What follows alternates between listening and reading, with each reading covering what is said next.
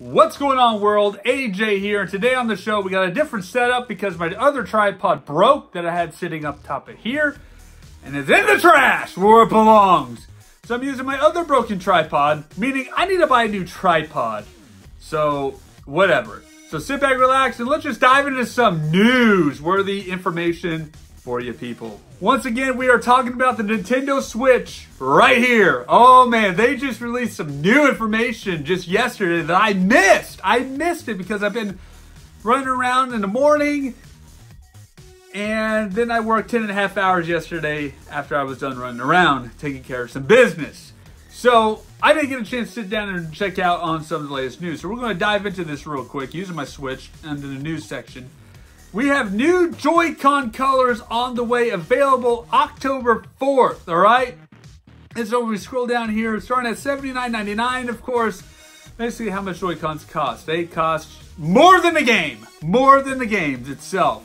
But you got a blue, neon yellow, and a neon purple and neon orange pair that's coming out for the Nintendo Switch. So some cool new awesome colors right there, as you can see, that is going to be dropping here soon on October 4th for $79.99, typical price for Joy-Cons. But also, from what I've read or heard from other YouTubers and internet stuff, that the Nintendo Switch, and I could not find it to save my life on the Nintendo.com website, but they did release that they're updating the battery life to the Nintendo Switch on their next runs that they're going to make. I don't know when that's coming out, but it's basically going to last for like 4.5 hours to 9 hours with Breath of the Wild as the standard of battery life for whatever reason, because it was a launch title.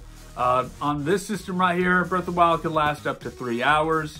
The new battery life run that they're going to be releasing, it's going to last about 5 hours. So a couple hours additional playtime right there for you for your Nintendo Switch. And of course, I talked about the Switch Lite last episode that I dropped here.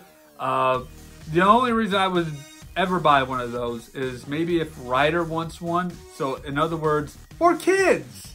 I see them for kids. On the go play, travel. If you're just strictly you want to be a portable person, that'd be a great opportunity. Or if you never jumped into the Nintendo Switch and you don't want to spend $300, but you'll be willing to drop $200 to get you one of those little portable ones, because that's what I did with the Nintendo 2DS, because I didn't want the Wii U. I felt the Wii U didn't have very good library, and honestly, this is what the Wii U should have been, but it didn't become that, and the 3DS was the better option, and it had some better games that I saw, such as my favorite right now on the 2DS system that I got is Majora's Mask of the Legend of Zelda series, which currently right now, because of Breath of the Wild, has bumped itself from #1 spot to the #2 spot, and Breath of the Wild has taken king of my favorite Zelda games. I should do a ranking video on Zelda games. That would be awesome. Of course, the problem is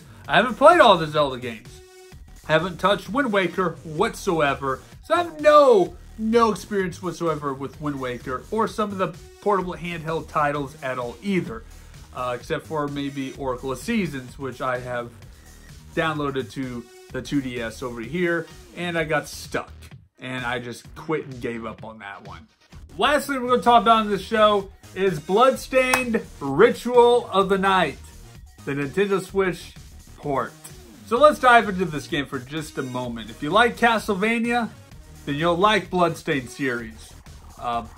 Last year they dropped Bloodstained Curse of the Moon, an 8-bit rendition, which pretty much is just like Castlevania 3 in a lot of ways, and is a fantastic, fun game, very enjoyable. Replayability is awesome. It's just a really awesome game. You switch between 4 characters, you get upgrades, you can either kill these characters, steal their powers, you could just simply walk past them, or you can recruit these guys, and it's very awesome. Now, Ritual of the Night over here is basically a callback to Castlevania Symphony of the Night. All right, exact same play style, exact same everything about it. It's a very fantastic game. I love it. The graphics is not as good on the Switch as other systems out there, but as long as it plays good, as long as it does great, as long as it's enjoyable, definitely, you know, a worthy title for the Nintendo Switch, all right? So it's a very fun game. You get a lot of upgrades. You explore a castle with a Metroidvania-style map, and it's just an awesome thing, awesome experience overall. Some of the bosses are challenging. You just have to really strategize and equip the right equipment, use the right weapons, and use the right shards, because basically your character, Miriam, is a shard binder, and she absorbs powers, all right? She absorbs shards from enemies that she kills and takes their abilities, and that's how you advance and upgrade. There's a lot of crafting in this game too. However, I have some grievances with this game. Grievance number one, the load times are notorious. They are terrible. And when you just walk from one room to the next, it literally takes like 5, 10, maybe 15 seconds for the game to finally load to the next screen. Why is that? And secondly, the game glitch. Oh yes, the game glitch. And here's what I mean by that. When the game starts getting a little slow and starts glitching on the screen a little bit, guess what's going to happen? An error is going to pop up on your Nintendo Switch, and then you're going back to the home screen, meaning your game crashed. And when you're in desperation to save your game and you just moments away from saving that game, and then it happens to you, you lose all that progress and you got to start all over. Biggest flaw with that game right here. However, there's rumors that a patch update is coming for this game. It should be out already. I don't know. I've heard not August, but mid-July is when they're going to drop the new patch updates to fix some of these errors that's happening with Bloodstained Ritual Night. So it's a very good game. I really do like this game. I'm kind of stuck on it right now because I cannot beat the second battle with Zangetsu.